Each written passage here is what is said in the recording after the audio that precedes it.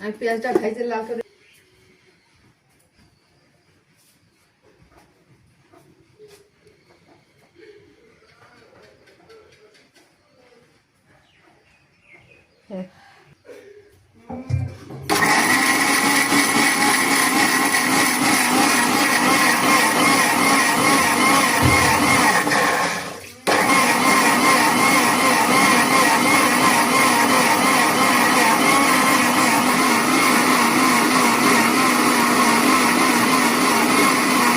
মশলাটা ব্লেন্ডার হয়ে গেছে। দেখুন মশলাটা কত সুন্দর হয়েছে। আমার মশলাটা ব্লেন্ডার করা হয়ে গেছে। এবার আমি তরকারিটা চাপাবো। এর ভিতরে আদা আছে, জিরা আছে, গরম মশলা আছে, পেঁয়াজ আছে, রসুন আছে, কাঁচা মরিচ আছে, শুকনা মরিচ আছে, সবকিছু দিয়ে ব্লেন্ডার করে নিলাম। এবার আমি চুলায় দেব। আমার মায়ের হাতে রান্না খাইছি সরষার তেল দিয়ে, আর এখন তো সয়াবিন তেল উঠেছে, তো সরষার তেল দিয়ে সয়াবিন তেল দিয়ে আমি রান্না করবো। কিছু মানুষরা সয়াবিন তেল খেয়ে খেয়ে অভ্যাস হয়ে গেছে, সেই জন্য আমি অর্ধেক সয়াবিন তেল দেবো, অর্ধেক সরষার তেল দেবো।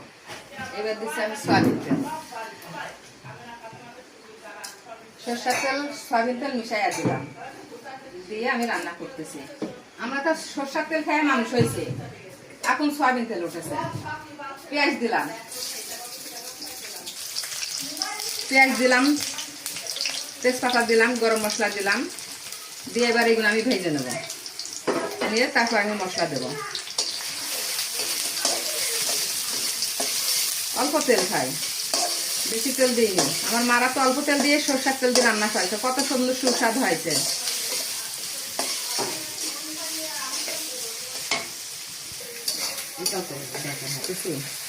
লাল করে নিই, তরকারিটা সুস্বাদু হয়। পেঁয়াজটা লাল হয়ে গেলে মশলাটা ঢেলে দেবো। আমার পেঁয়াজটা লাল হয়ে গেছে, পেঁয়াজটা লাল করে তরকারিতে দিলে পরে তরকারিটা বেশি স্বাদ আসে। এবার আমি এই মশলাগুলো সব ঢেলে দিলাম,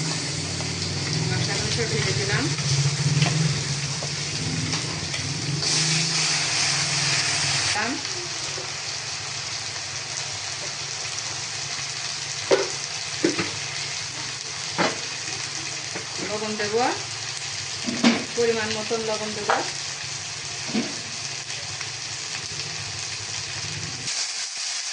রান্নার ভিতরে মশলার স্বাদটাই আসল। মশলা যদি দেওয়া ভালো হয় তরকারিটা সুস্বাদ হয়।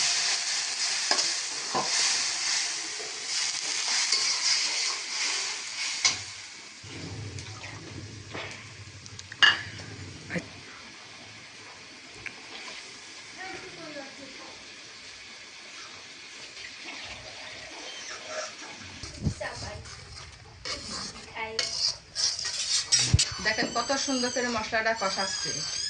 মশলা যদি কষানি ভালো হয় তরকারিটা সুস্বাদু হয়। মশলাটা কষানি হয়ে গেলে মাংসগুলো ঢেলে দেবো। মশলা কষানি হয়ে গেছে, এবার আমি মাংসগুলো দিয়ে দিলাম। মাংসটা ভালো করে কষে দেবো।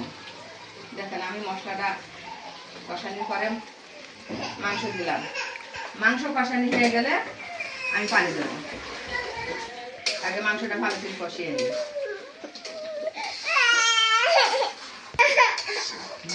রান্নাটা হলে বের করতে হয়।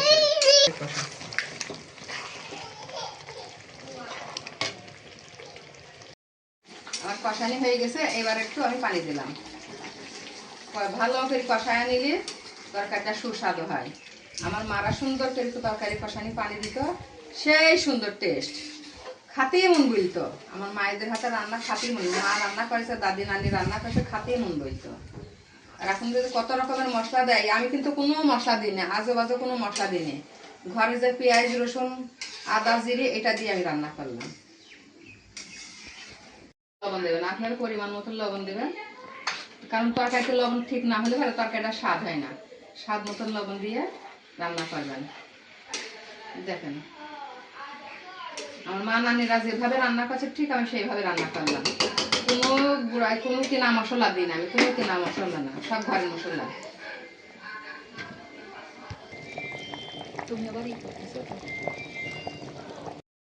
তরকারিটা আমার হয়ে গেছে, ঢালি নিয়ে সুন্দর রান্না হয়েছে। তরকারিটা এখন আমি ঢেলে নিলাম। ঢালি নিয়ে আমার মারা এইভাবে রান্না করতে এইভাবে আমরা খাইছি। মায়ের হাতের রান্নার তরকারি কি সুস্বাদ, খাতেই মন বলে। আর এখন যে কত রকমের মশলা আছে, কত রকমের মশলা দিয়ে রান্না করে, এগুলি খাওয়া যায় না, ভালো লাগে না। আমি যেভাবে রান্না করলাম এইভাবে রান্না করে খেয়ে দেখবেন। সে কটি করে রেখে দিত, দিয়ে মুরগির গোশ রান্না হয়ে গেলে এই যে এভাবে জিরা গুঁড়ো ছিটাই দেয়। আমি প্রতিটা তরকারিতে এভাবে জিরা গুঁড়ো ছিটাই দিই, সেই সুস্বাদ হয়।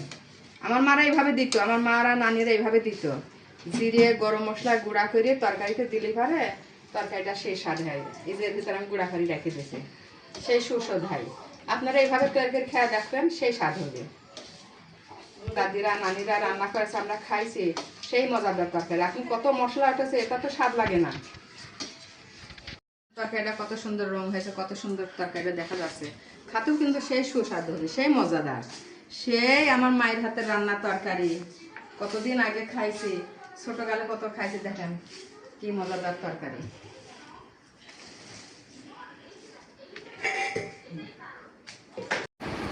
না মায়ের হাতের তরকারি খেয়ে কি স্বাদ হয়েছে বলো, খাও, খেয়ে বলো কি স্বাদ হয়েছে।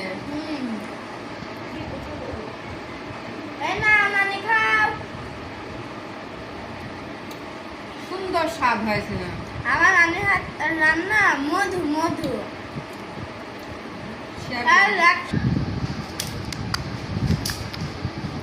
লাইক শেয়ার তারা করেননি, এখনই করে দিন। যারা ভিডিওটা ভালো লাগেছে তারা অবশ্যই লাইক সাবস্ক্রাইব করে দিন। ভিডিওটি ভালো লাগলে অবশ্যই একটি লাইক করে দিবেন এবং আমাদের চ্যানেলটিকে সাবস্ক্রাইব করে আমাদের পাশে থাকবেন এবং অবশ্যই একটি কমেন্ট করে থাকবেন।